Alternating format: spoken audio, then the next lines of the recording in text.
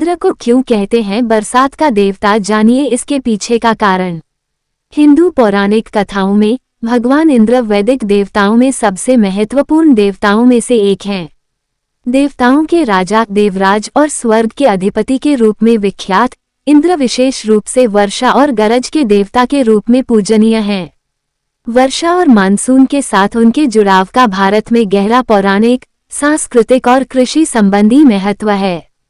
ऋग्वेद के प्राचीन ऋचाओं से लेकर पुराणों की कथाओं तक वर्षा लाने वाले और मौसम के नियंत्रक के रूप में इंद्र की भूमिका जीवन और समृद्धि को बनाए रखने में महत्वपूर्ण रही है।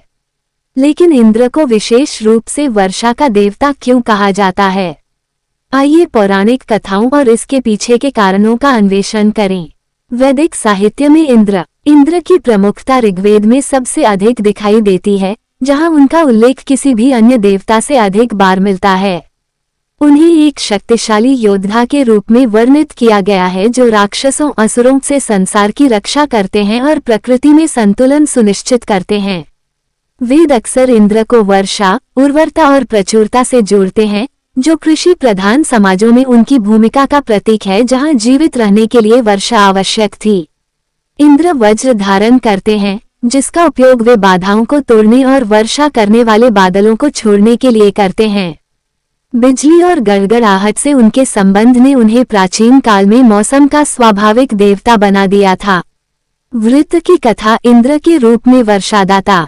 इंद्र के वर्षा से जुड़ाव को समझाने वाली सबसे प्रसिद्ध पौराणिक कथाओं में से एक है सर्पदानव वृत्र के साथ उनका युद्ध।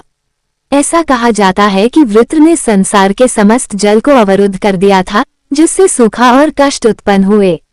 ऋषियों और देवताओं के अनुरोध पर इंद्र ने अपने वज्र से वृत्र से युद्ध किया। एक भीषण युद्ध के बाद उन्होंने दानव को पराजित किया और जल को मुक्त किया, जिससे पृथ्वी पर जीवन और उर्वरता बहाल हुई। ये कथा इंद्र की एक रक्षक के रूप में भूमिका पर प्रकाश डालती है, जो वर्षा और समृद्धि लाता है, संसार को सूखे से मुक्त करता है और जीवन की निरंतरता सुनिश्चित करता है। यही एक प्रमुख कारण है कि इंद्र को वर्षा के देवता के रूप में पूजा जाता है। वर्षा और उर्वरता का प्रतीक। भारतीय संस्कृति में वर्षा केवल एक प्राकृतिक घटना नहीं है, यह उर्वरता, प्रचुरता और दैवीय आशीर्वाद का प्रतीक है। किसान अपनी फसलों के लिए समय पर होने वाली वर्षा पर निर्भर करते हैं और प्राचीन समुदाय अच्छे मानसून के लिए इंद्र से प्रार्थना करते थे। उनके सम्मान में अक्सर त्योहार और अनुष्ठान आयोजित किए जाते थे और समृद्धि और अकाल से सुरक्षा के लिए उनका आशीर्वाद प्राप्त किया जाता था। वर्षा का आध्यात्मिक महत्व भी है। जिस प्रकार वर्षा पृथ्वी को पोषण देती है, उसी प्रकार इंद्र का आशीर्वाद मानव आत्मा को पोषण देता है, नकारात्मकता को दूर करता है और नवजीवन प्रदान करता है। भारतीय परंपरा में इंद्र और मानसून। भारत की मानसून पर निर्भरता ने इंद्र को दैनिक जीवन में सबसे प्रासंगिक देवताओं में से एक बना दिया है। कई क्षेत्रों में सूखे के दौरान इंद्र को प्रसन्न करने के लिए विशेष अनुष्ठान किए जाते थे।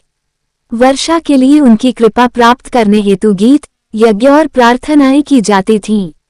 आज भी भारत के कुछ ग्रामीण इलाकों में लोग सूखे के दौरान इंद्र की पूजा करते हैं, जिससे वर्षा पर उनकी शक्ति में प्राचीन विश्वास जीवित रहता है। पौराणिक कथाओं में इंद्र की बदलती भूमिका। यद्यपि वैदिक युग में इंद्र कभी प्रमुख देवता थे, लेकिन बाद के हिंदू ग्रंथों जैसे पुराणों और महाकाव्यों, रामायण और महाभारत में उन्हें अधिक मानवीय गुणों के साथ चित्रित किया गया है, कभी शक्तिशाली, कभी असुरक्षित और यहाँ तक कि ईर्ष्यालु भी। इस विकास के बावजूद वर्षादाता के रूप में उनकी भूमिका अपरिवर्तित रही। बौद्ध और जैन परंपराओं में भी इंद्र, जिन्हें शक्र कहा जाता है, वर्षा के देवता और धर्म के रक्षक के रूप में अपनी पहचान बनाए रखते हैं।